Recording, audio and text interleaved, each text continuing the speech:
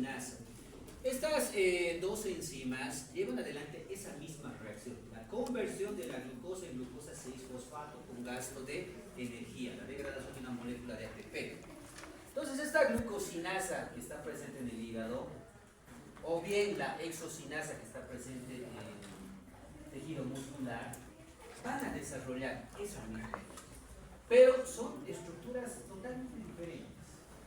Y si se dan cuenta, la localización también es diferente, en el hígado y en el músculo. Pero esta reacción es tan importante, es la primera reacción de la glucólisis. Es donde inicia el proceso de oxidación de la glucosa para la generación de energía, para la generación de ATP.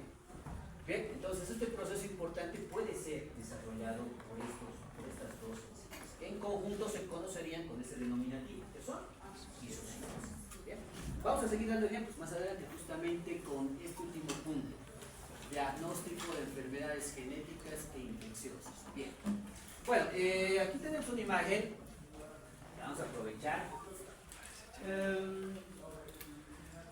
Tenemos un conjunto de células, ¿no? Tejidos, pueden ser órganos, que contienen un grupo especializado de células, ¿no es cierto? Grupos o líneas celulares específicas. Cuando estas células sufren algún tipo de destrucción o son inducidas a sufrir lisis celular, ya sea controlado o ya sea aleatorio, estas empiezan a liberar su contenido, ¿no es cierto? ¿Y qué habrá dentro del contenido citoplasmático? Hay organelas, hay biomoléculas, nutrientes, reguladores, etc. ¿Y qué más hay a todo eso? Enzimas. Entonces, estas enzimas pueden ser liberadas del medio o ambiente intracelular al medio extracelular. Y la medición y conocimiento de las concentraciones de estas enzimas nos pueden orientar a un posible diagnóstico. ¿Qué pasa si el músculo cardíaco empieza a sufrir un tipo de necrosis, un IAM, infarto agudo de miocardio? ¿Será que se liberan algunas enzimas al medio extracelular? Sí. Vamos a ver cuáles. Lactato desoxigenasa, por ejemplo. Creatinquinasa. Y de hecho, si en un momento basal el nivel de concentración de estas enzimas es nulo o es bajo, y de repente se detecta un incremento, esto ya pues es llamativo, ¿no? Orienta a un posible diagnóstico. ¿Bien? Y eso es lo que vamos a, ahora centralizar. Cuando un tejido, una célula sufre un daño, de hecho se libera su contenido. Y este contenido va a llegar hasta la sangre y a través de la sangre se puede realizar su detección. ¿Bien? ¿Cuáles son estas enzimas de importancia? Las tienen ahí listadas. Aquí en la captura, aunque está en Harper.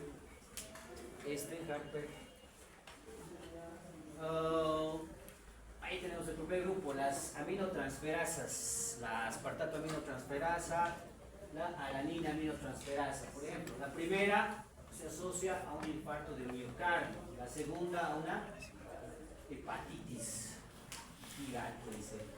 La amilasa, pancreatitis, ceruloplasmina, igual un problema hepático, ¿no? Creatincinasa, trastornos musculares, principalmente del miocardio, NIAM. ¿No? Ahí tenemos también gamma-glutamilotransferasa, la lactato deshidrogenasa, lipasa, fosfatasa ácida, fosfatasa alcalina. Son orientativos, lastimosamente no son concluyentes, y eso, salvo algunas excepciones en bioquímica, la mayoría, como en estos ejemplos que tenemos, son orientativos. Siempre se debe reforzar con toda la información clínica que se pueda disponer, ¿no?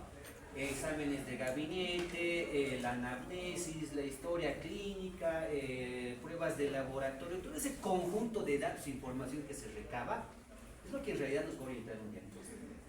Con el resultado de un laboratorio no podemos concluir. Sí podemos sospechar, pero no podemos concluir. Eso tenerlo muy en claro. Bien, y con esto terminamos. Justamente acá tenemos un esquema, un resultado de una electroforesis que se ha realizado a 3 personas. donde se ha determinado la lactato deshidrogenasa.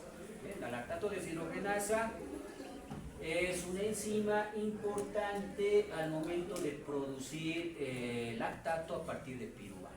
Bien. En realidad hablamos de isocimas, son 5 isocimas de lactato deshidrogenasa que existen. Y en función de su localización, esto nos puede orientar a un diagnóstico. Por ejemplo, la del medio, caso B, es una corrida electroforética normal. Es decir, tenemos la lactato deshidrogenasa tipo 1, que existe aproximadamente en esa concentración. La más abundante es la 2, la 3, la 4 muy escaso y la 5 no hay. ¿No? Una corrida electroforética normal. Si la comparan con A y con C, ¿habrá diferencias? ¿Qué estará ocurriendo? ¿Cuál sería la sospecha? ¿Qué sospecharían del paciente A y del paciente C? Porque son patrones. Y en bioquímica vamos a utilizar patrones de referencia, así como valores de referencia, ¿no es cierto? Este es un patrón electroforético, un patrón normal de una electroforesis de lactato deshidrogenasa. ¿Qué ocurrirá en el paciente A? ¿Habrá cambio? ¿Se habrá incrementado alguna isocima? ¿Cuál? Principalmente la. Compara, obviamente aquí no, el análisis no es cuantitativo, pero se puede cuantificar y de hecho se hace, ¿no es cierto? Pero con el patrón que tenemos, cualitativamente podemos observar la diferencia o no. ¿No es cierto? ¿Dónde hay más? ¿En A o en B? En A. Y eso se puede observar en pacientes que están sufriendo un problema cardíaco, un IAM, un infarto agudo de miocardio. En C,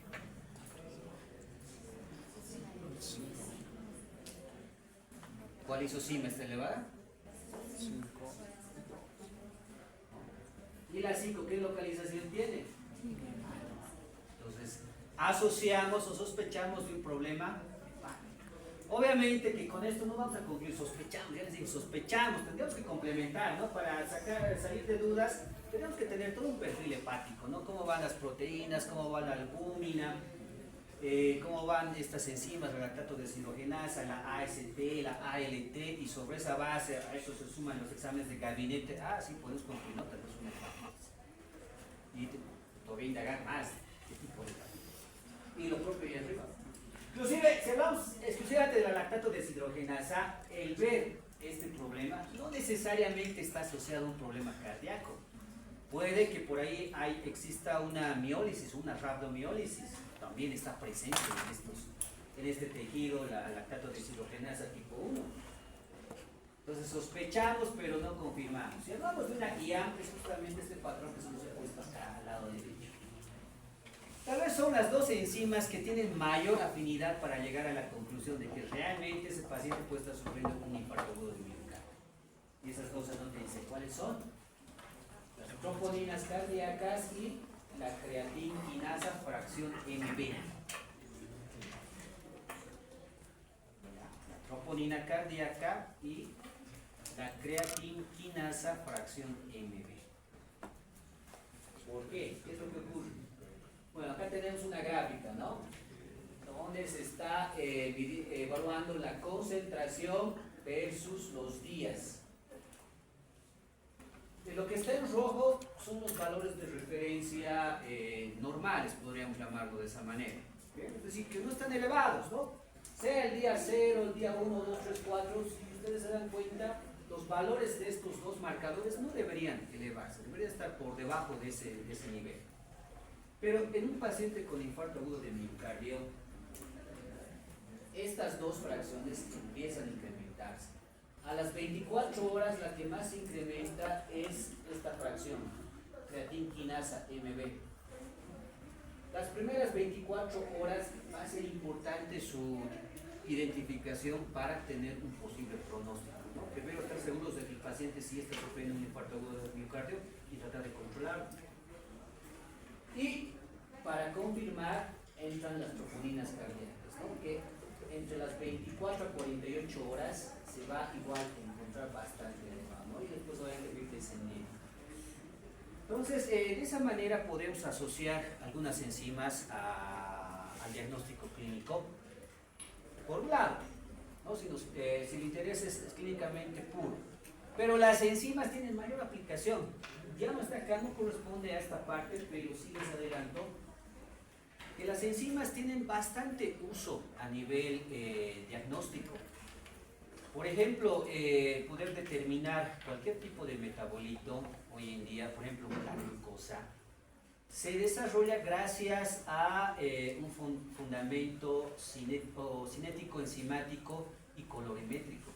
Es decir, que para poder detectar la glucosa que esté presente en la sangre, requiero la presencia de cierta enzima o enzimas. Entonces, estas enzimas se aíslan.